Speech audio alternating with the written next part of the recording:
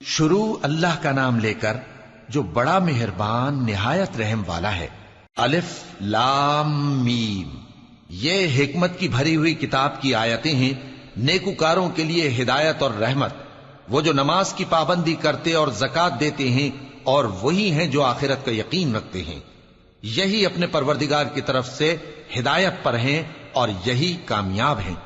اور لوگوں میں بعض ایسا ہے جو بیہودہ حکایتیں خریدتا ہے تاکہ لوگوں کو بے سمجھے اللہ کے رستے سے گمراہ کرے اور اس سے ہنسی کرے، یہی لوگ ہیں جن کو ذلیل کرنے والا عذاب ہوگا۔ اور جب اس کو ہماری آیتیں سنائی جاتی ہیں تو اکڑ کر منہ پھیر لیتا ہے، گویا ان کو سنا ہی نہیں، جیسے اس کے کانوں میں ثقل ہے۔ تو اس کو درد دینے والے عذاب کی خوشخبری سنا دو۔ جو لوگ ایمان لائے اور نیک کام کرتے رہے ان کے لیے نعمت کے باغ ہیں، ہمیشہ ان میں رہیں گے۔ اللہ کا وعدہ سچا ہے اور وہ غالب ہے، حکمت والا ہے۔ اسی نے آسمانوں کو ستونوں کے بغیر پیدا کیا جیسا کہ تم دیکھتے ہو، اور زمین میں پہاڑ بنا کر رکھ دیے تاکہ وہ تم کو لے کر ڈولنے نہ لگے، اور اس میں ہر طرح کے جانور پھیلا دیے۔ اور ہم ہی نے آسمان سے پانی نازل کیا، پھر اس میں ہر قسم کی نفیس چیزیں اگائیں۔ یہ تو اللہ کی تخلیق ہے۔ اب مجھے دکھاؤ کہ اللہ کے سوا جو ہستیاں ہیں انہوں نے کیا پیدا کیا ہے۔ حقیقت یہ ہے کہ یہ ظالم کھلی گمراہی میں ہیں۔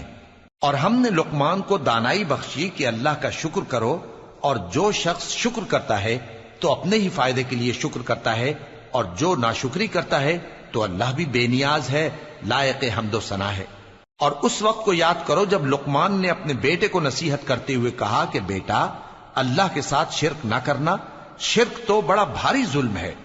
اور ہم نے انسان کو، جسے اس کی ماں تکلیف پر تکلیف سہ کر پیٹ میں اٹھائے رکھتی ہے، پھر اس کو دودھ پلاتی ہے، اور آخر کار 2 برس میں اس کا دودھ چھڑانا ہوتا ہے، میں نے تاکید کی ہے کہ میرا بھی شکر کرتا رہے اور اپنے ماں باپ کا بھی، کہ تم کو میری ہی طرف لوٹ کر آنا ہے۔ اور اگر وہ دونوں تجھ پر زور ڈالیں کہ تو میرے ساتھ کسی ایسی چیز کو شریک کرے جس کا تجھے کچھ بھی علم نہیں، تو ان کا کہا نہ ماننا، ہاں دنیا کے کاموں میں ان کا اچھی طرح ساتھ دینا، اور جو شخص میری طرف رجوع لائے اس کے رستے پر چلنا، پھر تم کو میری طرف لوٹ کر آنا ہے، تو جو کام تم کرتے رہے ہو سب سے تم کو آگاہ کر دوں گا۔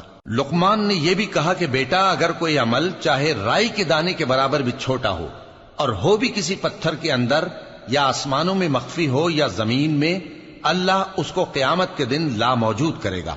کچھ شک نہیں کہ اللہ باریک بین ہے، خبردار ہے۔ بیٹا، نماز کی پابندی رکھنا اور لوگوں کو اچھے کاموں کے کرنے کا مشورہ دیتے رہنا، بری باتوں سے منع کرتے رہنا، اور جو مصیبت تجھ پر واقع ہو اس پر صبر کرنا، بے شک یہ بڑی ہمت کے کام ہیں۔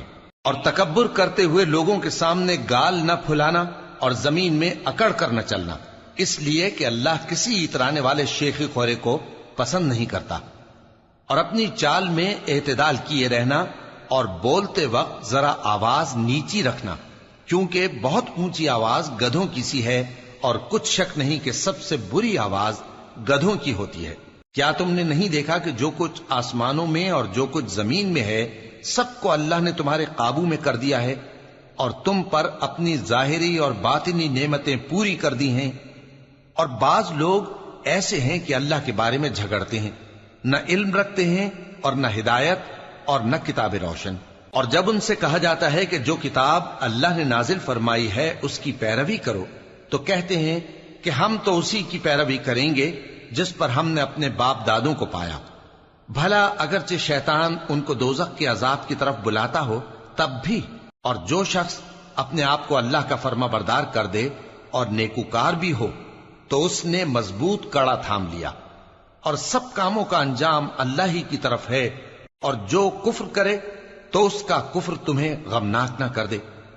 ان کو ہماری طرف لوٹ کر آنا ہے، پھر جو کام وہ کیا کرتے تھے ہم ان کو جتا دیں گے۔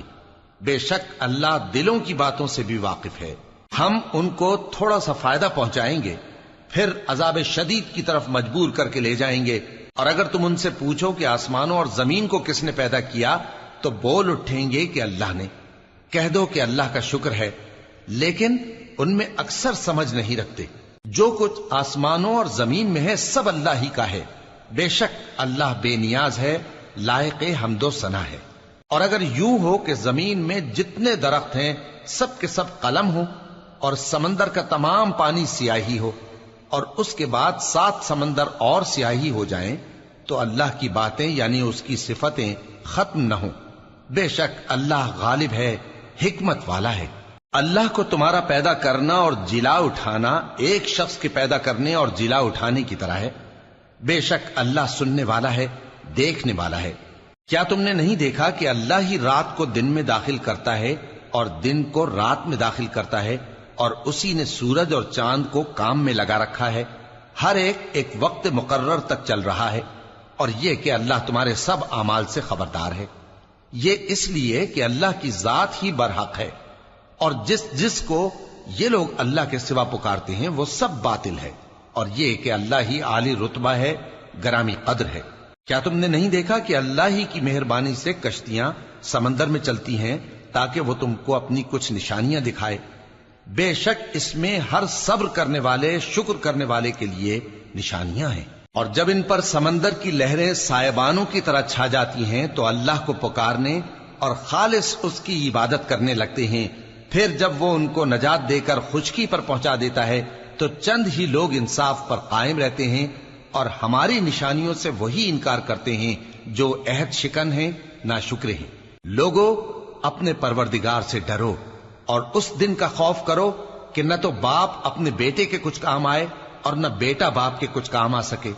بے شک اللہ کا وعدہ سچا ہے. پس دنیا کی زندگی تم کو دھوکے میں نہ ڈال دے، اور نہ وہ بڑا فریب دینے والا شیطان تمہیں اللہ کے بارے میں کسی طرح کا فریب دے. اللہ ہی کو قیامت کا علم ہے، اور وہی میں برساتا ہے، اور وہی حاملہ کے پیٹ کی چیزوں کو جانتا ہے. اور کوئی شخص نہیں جانتا کہ وہ کل کیا کام کرے گا، اور کوئی شخص نہیں جانتا کہ کس سرزمین میں اسے موت آئے گی. بے شک اللہ ہی جاننے والا ہے اور خبردار ہے.